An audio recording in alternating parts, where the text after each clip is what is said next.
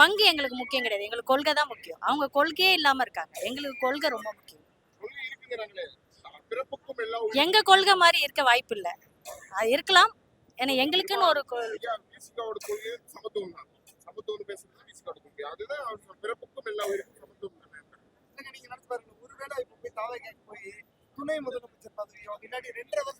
எங்களுக்கு பதவி முக்கியம் இல்லப்பா, கொள்கை தான் முக்கியம்.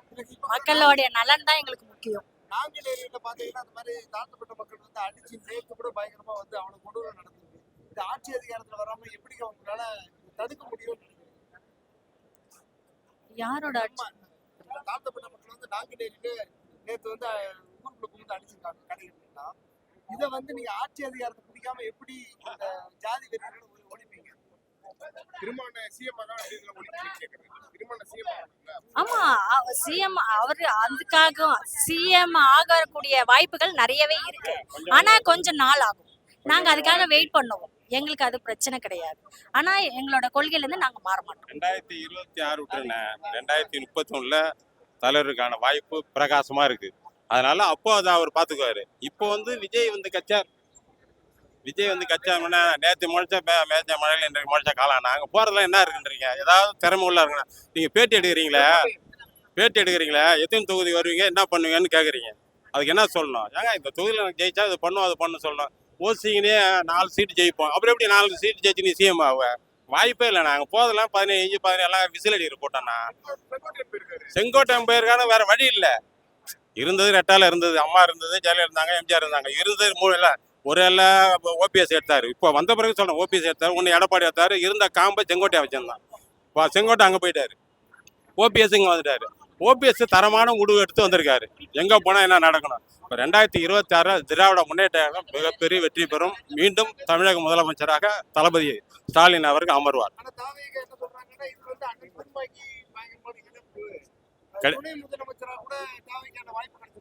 அவர் பதவியை பார்த்து போலனா கொள்கை, அவரோட கொள்கை வேற. நான் அந்த கொள்கையெல்லாம் புரிஞ்சுக்க யாருமே இன்னும் அந்த தாவகல தகுதியும் கிடையாதுண்ணா. தலைவரோட கொள்கையை புரிஞ்சுக்க அவங்க ஆளே கிடையாது.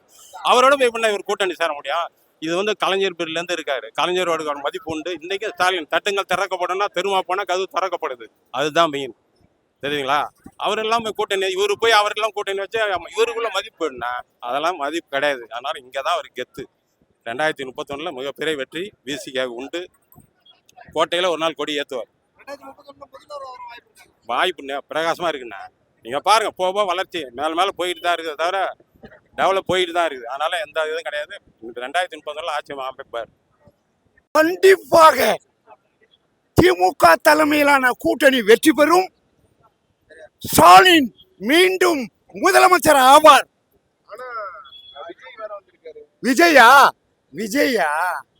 விஜய் இதுவரைக்கும் ஒரு தேர்தலையும் சந்திக்கவில்லை. விஜய் அவரு ஆசைப்படுறதெல்லாம் I am a chief minister of Tamil Nadu அப்படின்றார் விஜய்.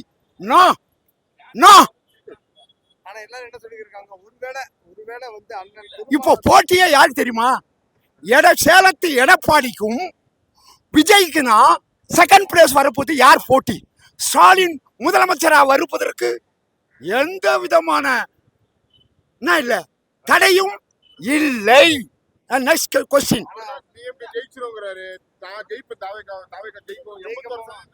அது வந்து முடவன் மரத்துல இருக்கிற தேனுக்கு ஆசைப்படுற விதம். ஆனா மண்ணாங்கட்டி கூட்டணி என்பது மக்களுக்காக ஒன்று சேர்ந்து அநியாயத்தை, அக்கிரமத்தை, மதவெறியை, ஜாதி வெறியை, இனவெறியை எதிர்ப்பதற்காக ஒன்று கூட்டியிருக்கிறார் ஸ்டாலின். சாணக்கியன். ஆட வெங்காயம் வெள்ளப்பூண்டு, அதுவும் பேசி எடுத்துக்கோ. வெங்காயம் வெள்ளப்பூண்டு நல்ல கொஸ்டின் கேட்டேன். இது வந்து மதவெறியை எதிர்ப்பதற்காக உண்டான அணி.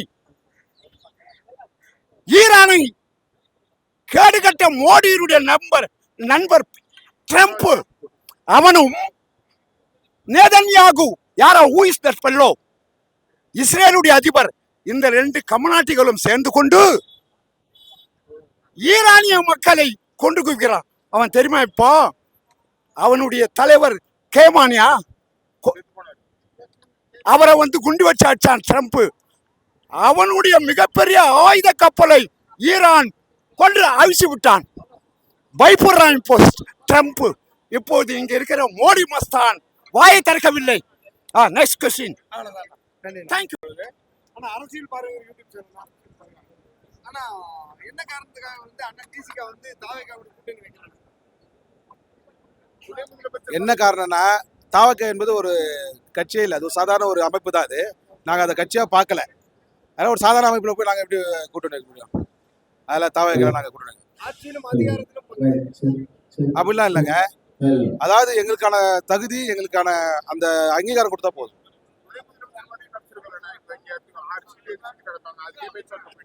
எங்களோட உயரம் என்னன்னு எங்களுக்கு தெரியுங்க. எங்க தலைவருக்கு தெரியும் எங்க உயரம் என்னான்ட்டு. அந்த உயரத்துக்கு ஏற்ற இது எங்க தலைவர் கேட்பார். அதுதான் எங்களோட உயரம் எங்களுக்கு தெரியும். எங்க உயரத்துக்கு ஏற்ற தகுதிக்கான நாங்க கேட்போம் கட்டாயமா.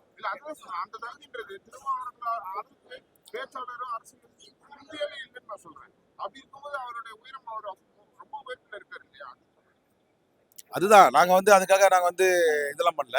ஜனநாயக பிரகாரம் எங்களுடைய தகுதி என்னன்னு தெரியும். எங்க தகுதிக்கு ஏற்ப நாங்க வந்து அதை கேட்போம். யாருமே வந்து விஜய் வந்து யாரையுமே கூப்பிடல. பொதுவா அவங்க தனியா இருந்தாங்க. யாரு வந்தா வரணும்னாங்க. ஆனா அண்ணன் திரும்ப மட்டும் அண்ணன் திரும்ப வரணும்னு அவங்க ஆசைப்பட்டாங்க. அது வந்து அரசியல் நடக்காது இதுங்க. அது அதனால அரசியல் சில பேரை வந்து இது பண்ணணுன்றதுக்காக சில கட்சிகள் பண்றதுதான். அது அவரும் அந்த இது ஃபாலோ பண்றாரு. பட் அதனால எங்களுக்கு அதெல்லாம் ஒன்றும் பிரச்சனை இல்லை. அண்ணன் எப்ப முதல்வர் வாங்கினாங்க? அதுக்கு மக்கள் சக்தி தான் அதுக்கு வந்து பதில் சொல்லும். மக்கள் வந்து விரைவில் பதில் சொல்லுவார். கட்டாயம் பதில் சொல்லுவார். விசிகா எத்தனை தொகுதி கிடைக்க வாய்ப்பு இருக்குன்னு நினைக்கிறீங்கன்னா? யாருக்கு யாரும் திமுக கூட்டணியில. திமுக கூட்டணி பொறுத்த வரைக்கும் எல்லா தொகுதியுமே முக்கியம். இல்ல இப்போ ஒரு எத்தனை தொகுதி கேட்பாருன்னு நினைக்கிறீங்க? எத்தனை தொகுதி விசிகா கிடைக்க வாய்ப்பு இருக்குன்னு நினைக்கிறீங்க? இதுக்கு என்ன சொல்றது? 100% வாழ்க்கை இருக்கு தமிழ். வேற யாரும் வர முடிய வாய்ப்பு கிடையாது. இல்ல தாவேகா வந்து உங்களுக்கு ஆட்சியிலே அதிகாரத்துல பங்கு கொடுக்கணும்னு சொன்னாங்க. நீங்க ஏன் வந்து தாவேகாக்கு போகாம திமுக கூட்டணியிலே நீடிக்கிறீங்க? தாவேக்காக்கு வந்து இன்னும் அரசியல் அனுபவம் அதிகமா வேணும்.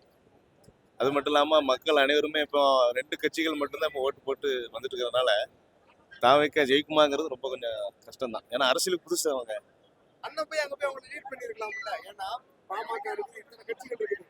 இவ்வளவு கட்சிகளையும் தாண்டி விஜய் மாதிரி மக்கள் மத்தியில இவ்வளவு ஆதரவு இருக்காது. அண்ணன் திரும்ப மட்டும் தான் நேரடியாக கொடுத்துருக்காரு. ஆமா, அண்ணன் போகலையே, என்ன காரணம் நினைக்கிறீங்க? அண்ணன் போகலன்னா அன்னைக்கும் அவருக்கு நிறைய சில விஷயங்கள் தொகுதிகளுக்கு போக வேண்டியதுனால அவர் தரிசினாங்க தவிர மற்றபடி வேற எந்த ஒரு இதுல அரசியல் கூட்டணி கட்சியில வந்து கூட்டணி சேர்றதுக்கு கூட்டணி சேர்றதுக்கு அவர் பொதுவான விஷயத்துல இருக்கிறதுனால தனி கூட்டமா அவர் பிரிக்கல. மக்கள் நலத்துக்காண்டி அவர் பொதுவாகவே பேசுறாரு அண்ணன். ஏன் திமுக கூட்டணியில இருக்காருன்னு நினைக்கிறீங்க? ஏன் விஜய் கூட போய் சேரலன்னு நினைக்கிறீங்க?